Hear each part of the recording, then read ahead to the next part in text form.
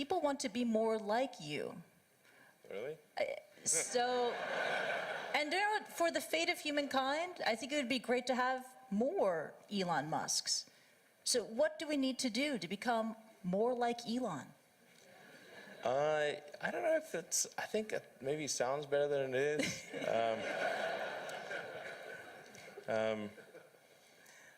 Yeah, I mean, honestly, there's a friend of mine who's got a great saying about creating a company, which is trying to build a company and have it succeed is like eating glass and staring into the abyss. Well, so, I mean, what tends to happen is it's sort of quite exciting for the first several months of starting a company, and then reality sets in. Things don't go as well as planned. Customers aren't signing up. The technology or the product isn't working as well as you thought. And then that can sometimes be compounded by a recession, and it can be very, very painful for several years. So I think, frankly, starting a company, I would advise people to have a high pain tolerance. Yeah.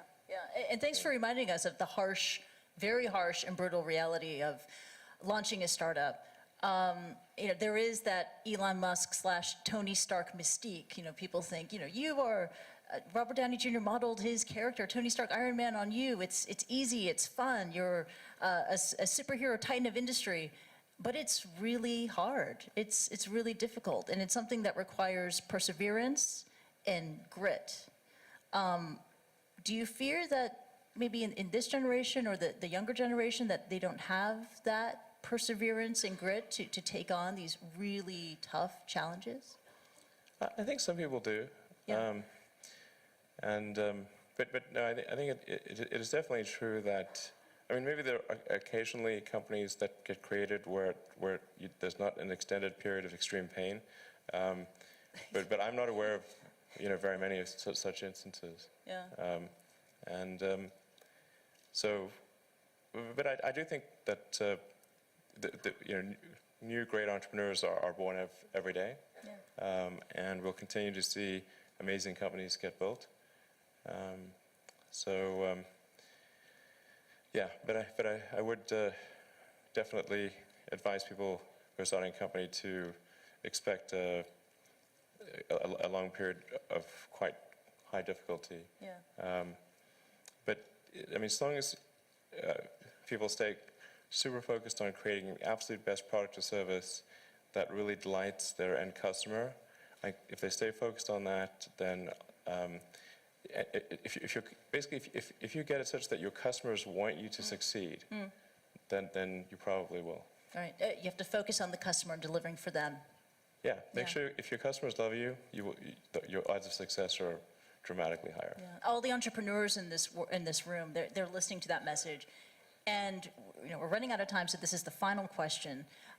This is for the budding entrepreneurs in the room who could take an Elon Musk idea and run with it. I mean, quite famously, Hyperloop was the idea that you had to give away because you just don't have enough time to deal with it. What are the other ideas that you have that you would love to see another entrepreneur just take on and go?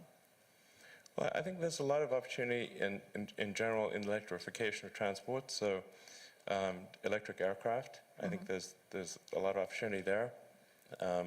I think in genetics, although that's sort of a thorny area, but I think that's in terms of solving some of the more intransigent diseases. Genetics are really key to solving those.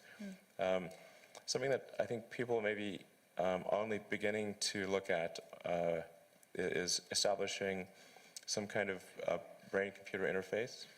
A brain-computer interface. Yeah, at the neuron level. So this is sort of intelligence augmentation as opposed to artificial intelligence. Right. And I think that has a lot of potential. You mentioned to me yesterday. I really had kind of no idea what you were talking about, and then I looked up Ian Banks. Neural lace. Neural lace. That's right. Exactly. And so it's this concept of wiring the brain. So it's either there could be a brain internet, and it could also mean that we can upload our thoughts to the cloud. you would never forget anything. And you wouldn't need to take photographs. Yeah. I know, it's incredible. I mean, you would never forget anything. You would expand your ability to process information, to remember information, right? But then when the denial of service attack happens, You gotta watch out for hacking. That could really be you gotta awkward. watch out for that. But also, and then I read it can also be used to fight degenerative diseases like Parkinson's too. Yeah, absolutely. Yeah, yeah. And I think it actually would be quite an equalizer as well, because I think the delta between, it would sort of even things out, I think. You mean in humankind, that Yeah, people yeah. there would be no education disadvantage. Everyone would Yeah. be starting at the same level. Yeah. So there would be no meritocracy. No, there would be new meritocracy. There would be, but it would be, the differences would be smaller. The delta would be smaller, probably. Wow, and you really welcome that kind of world. How do I welcome, you asked for predictions. Okay. But predictions are not the same as That's right. preferences. So, I mean, do I think something like that is likely to occur? I think probably, Wow. yeah. Wow, it's incredible.